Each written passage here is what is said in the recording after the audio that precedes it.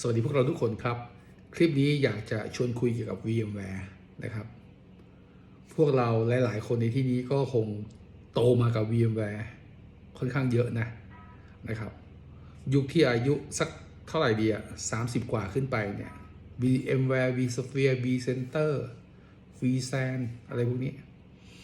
นะครับถ้าจะเป็น SCI ในยุคหนึ่งก็น่าจะเป็น VxRail ของ Dell ใช่ไหมครับแต่มันก็คือ VMware แหละแต่ก่อน Dell เป็นเจ้าของ VMware ใช่ไหมนะครับไปซื้อ VMware มาแต่ก็ขายไปนะครับ VMware ก็กลับมาเป็นอิสระแล้ว VMware ก็ถูกซื้อไลเซนส์ของ VMware เคยเป็น per CPU ตอนนี้ก็กลายเป็น per core นะครับมีการเปลี่ยนแปลงเยอะแยะมากมายเลยนะเมื่อปีที่แล้วก็ทำคลิปว่าVMware มันน่าใช้อยู่หรือเปล่านะครับจะไปต่อหรือพอแค่นี้นะครับในโลกความเป็นจริงจากที่พี่รักไปเจอลูกค้าพี่รักเองเนี่ยก็ต้องบอกว่าหลายๆองค์กรเนี่ยก็ไปต่อกับ VMware นะครับทำไมถึงไปต่อนะครับเขาจะมองว่า VMware เองก็น่าใช้อยู่นะครับมันอาจจะมีการเปลี่ยนแปลงนี้ของไลเซนส์ที่มันต่างก็จะทำให้มีค่าใช้จ่ายที่เพิ่มขึ้นในส่วนของไลเซนส์ถูกไหมครับนะ โทษทีนะก็จะมีค่าใช้จ่ายตรงนั้นแต่นะครับมันยังคงน่าใช้ถ้ามุมมองการตัดสินใจในการใช้ต่อคือ1ละระบบเดิมฮาร์ดแวร์อินฟราสตรักเจอร์เดิมเซิร์ฟเวอร์ซิสเต็มสตอเรจเน็ตเวิร์กอะไรต่างๆหรือแม้แต่กระทั่งคุณใช้ SCI เดิมนะยิ่งใช้ SCI นะครับอย่างเช่น VxRail หรืออะไรก็ตามเนี่ยหรือ vSAN อะไรพวกนี้มันยิ่งจะมีข้อจำกัดในการที่จะ change จากระบบหนึ่งไปสู่ระบบหนึ่งยากแต่ถ้าใช้infrastructure หรือ server system infrastructure ที่เป็น server บวก storage เองเนี่ยก็อาจจะมีโอกาสที่จะเปลี่ยนแปลงไประบบอื่นได้ค่อนข้างง่ายกว่าแต่ยังไงก็ตามมันจะง่ายหรือจะยากมันอยู่ที่แฟกเตอร์นี้ด้วยก็คือถ้าคุณจะเปลี่ยนจาก VMware ไปสู่ virtualization อื่นๆคำถามคือถ้าคุณเปลี่ยนเป็นอื่นๆคุณจะต้องลงทุนฮาร์ดแวร์ไลเซนส์อะไรต่างๆใหม่ทั้งหมดคอสมันก็ยิ่งเยอะมหาศาลอันนี้ยังไม่พูดถึงเรื่องสกิลของเอนจิเนียร์ที่จะต้องปรับตัวถ้าคุณเชี่ยวชาญ VMware นะครับคุณก็ต้องไปเรียนรู้เทคโนโลยีใหม่เพิ่มเติมนะครับก็ต้องใช้ learning curve นะครับ time period ในการที่จะ learning เทคโนโลยีใหม่ซึ่งอาจจะไม่นานหรอกพวกเราเก่งอยู่แล้วนะครับแต่ก็ต้องเรียนรู้ไงนะครับแต่ไม่ใช่ว่าทุกคนเรียนรู้ได้เร็วและเข้าใจทั้งหมดไงแต่มันเป็นคอร์สในการ switching จากระบบหนึ่งสู่ระบบหนึ่งอยู่แล้วรวมทั้งแง่ของการ migration ล่ะ protection ระบบต่างๆถ้ามันหยุดไม่ได้ล่ะคุณ migration มันเกิดดาวน์ไทม์แล้วถ้าย้ายไปล่ะเกิด corrupt เกิดมีปัญหาล่ะนี่คือความเปลี่ยนแปลงที่มันจะเกิดขึ้นถ้าคุณไประบบใหม่เลยนะครับมีคอร์สเยอะแยะมหาศาลถ้าสมมติว่าคุณโชคดีคือคุณมีฮาร์ดแวร์อีกชุดหนึ่งพร้อมที่จะย้ายไปฮาร์ดแวร์ชุดนั้นนะซื้อมาแล้วก็ยังคงไม่ได้ทำอะไรมากคุณก็ย้ายไป System Design ต่างๆได้ Redundancy ต่างๆได้อันนั้นย้ายไปคุณไม่ได้ซื้อในแง่ของฮาร์ดแวร์ก็โชคดีไปนะครับ แต่คุณก็ต้องเผชิญว่าความเสี่ยงในการย้ายไปตรงนั้นแหละนะครับดังนั้นองค์กรจำนวนมากก็ continue กับ VMware นะครับที่พี่รักเกริ่นว่าแล้ว VMware มันน่าใช้ไหมนะครับคำถามนี้มันมีเหตุผลนะก็คือว่าในช่วงปีที่ผ่านมามันมีเรื่องการโจมตีทางไซเบอร์นะครับไซเบอร์แอตแทกนะครับของพวกแฮกเกอร์นะครับถูกประกาศออกมาเลยนะว่า VMware คือเป้าหมายของการโจมตีอันนี้ที่พี่รักชวนคุย VMware คือเป้าหมายของการโจมตีของเหล่าแฮกเกอร์ทั่วโลกซึ่งโจมตีในรูปแบบไหนโจมตีในรูปแบบผ่านช่องโหว่ของ VMware ก็เอะใจอยู่เหมือนกันว่าช่องโหว่นี้นะครับเกิดขึ้นบน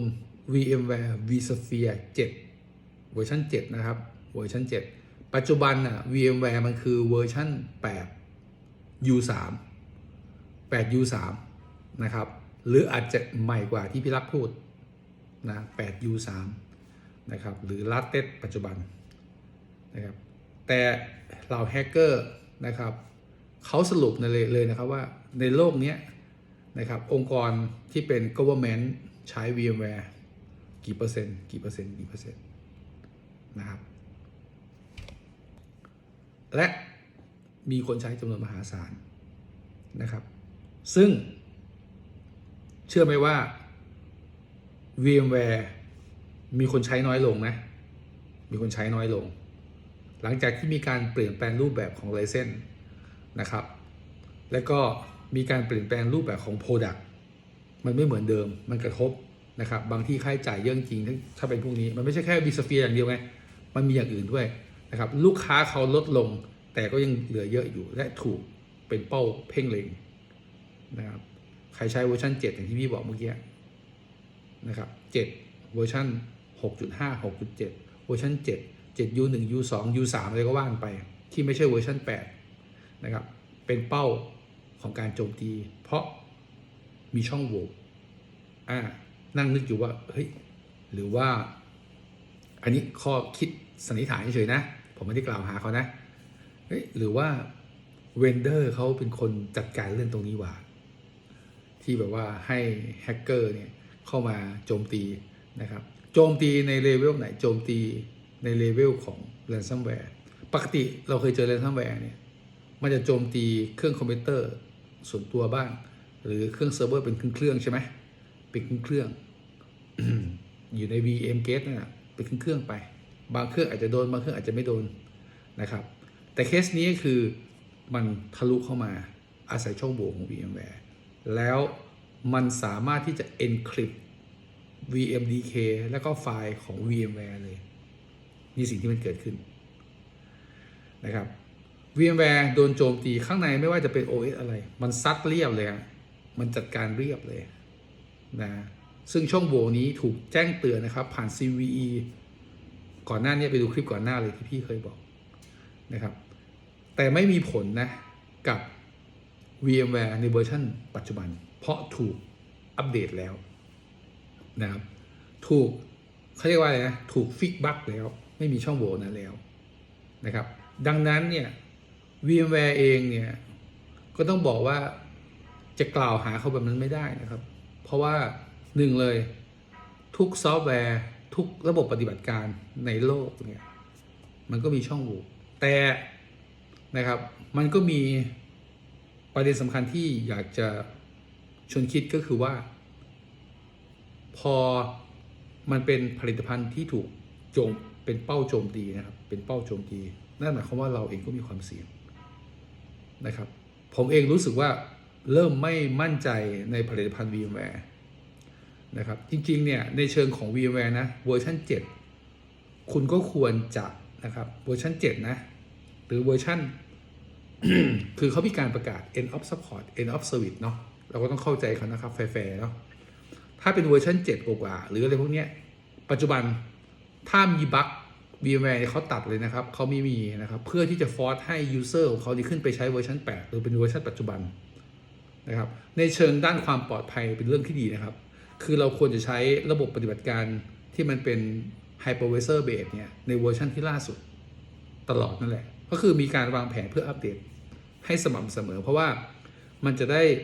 นะครับมีการปิดช่องโหว่หรือได้ฟีเจอร์ใหม่ๆหรือได้คุณสมบัติใหม่ๆนะครับเราก็คงเน้นเรื่องความปลอดภัยถ้ามันเคยมีบั๊กเคยมีช่องโหว่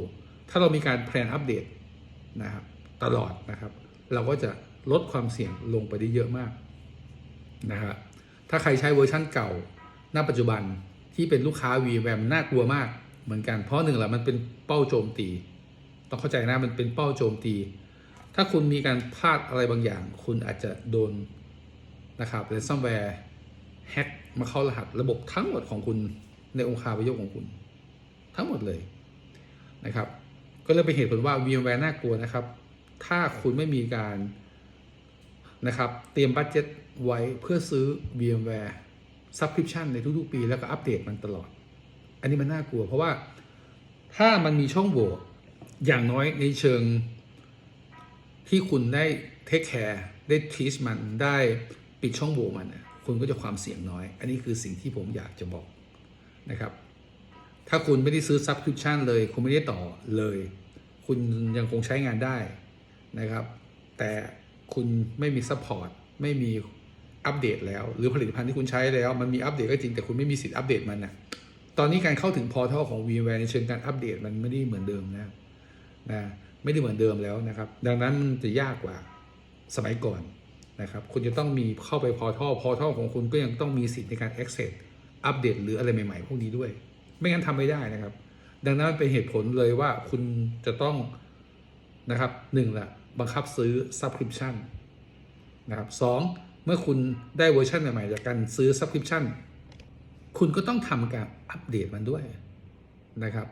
ในระบบ VMware เนี่ยถ้าทำผ่าน vCenter มันจะให้อัปเดตค่อนข้างง่ายมากอัตโนมัติหรือแพลนได้นะครับซึ่งมีวิธีการจัดการที่จะให้ไม่กระทบกับVM guest ที่จะเกิดดาวน์ไทม์หรอกมีวิธีการนะครับมันอาจจะเกิดดาวน์ไทม์ในแง่ของโฮสต์นั่นตรงนี้นะครับบางการอัปเดตแต่ว่ามันจัดการให้ VM guest เนี่ยไม่เกิดดาวน์ไทม์ได้นะอันนี้คือชวนคุยนะครับว่า VMware ในตอนนี้ในความคิดของพี่รักเองนะครับถ้าคุณจะใช้ต่อหมายความว่าคุณก็ต้องแพลนบัดเจ็ตหรืองบประมาณในการที่จะต่อ MA ต่อรีนิวทุกปีนะครับการที่คุณต่อรีนิวทุกปีคุณจะได้สิทธิ์ใช้เวอร์ชันใหม่หรืออัปเดตใหม่ๆตลอดใช่ไหมครับคุณในเชิงปฏิบัติคุณก็ต้องทำการอัปเดตมันเรื่อยๆและคนที่เป็น IT Admin ที่ดูแล Virtualization ที่เป็น VMware เนี่ยพี่บอกเลยนะครับว่าคุณจะต้องคอยติดตามนะครับการแจ้งเตือนด้านความปลอดภัยหรือช่องโหว่ที่มันเกิดขึ้นเนี่ยนะครับหรือ CVE หรืออะไรพวกนี้ในทุกๆสัปดาห์เลยถ้าคุณเห็นว่ามันมีรายงานและจะแก้ไขด้วย CVE หมายเลขอะไรมันจะมี work around ให้คุณก็ทำตามอย่างเคร่งครัดและทำตามสม่ำเสมออันเนี้ยก็จะไม่ได้น่ากลัวนะครับก็จะไม่ได้น่ากลัวเพราะมันจะช่วยลดความเสี่ยงแต่อย่างไรก็ตามนะครับคุณจะต้องใช้หลักการ Zero Trust ในการบริหารจัดการระบบคุณจะต้องไม่เชื่ออะไร 100% ว่ามันจะเป๊ะขนาดนั้นนะครับสิ่งที่จะช่วยคุณได้ก็คือคุณจะต้องมีแบ็กอัพที่ดีแบ็กอัพที่ดีเป็นยังไงพี่รักนะครับก็ต้องใช้หลักการ 32110 นะครับ3210เนี่ยไม่เท่าไหร่32110ด้วยนะครับ คุณจะต้องมีในแง่ของมันต้องไม่มี error มันต้องไม่มี error โอเคไหมครับคุณต้องเช็คด้วยนะฝากไว้นะครับใครที่ใช้ VMware ฟังคลิปนี้แล้วก็น่าจะตาสว่างขึ้นมาว่าหรือแบบอยู่ไม่เป็นสุขแล้วต้องไปรีเช็คระบบตัวเองนะครับก่อนที่จากการแจ้งว่าใครก็ตามที่ใช้ VMware ในเวอร์ชัน7 ลงไปมันมีช่องโหว่ที่แฮกเกอร์แฮกได้นะครับมันมีช่องโหว่ที่แฮกเกอร์แฮกได้คำแนะนำคือคุณจะต้องอัปเกรดเป็นเวอร์ชัน8อัปเดต3ล่าสุดคุณต้องอัปเกรดมันขึ้นไป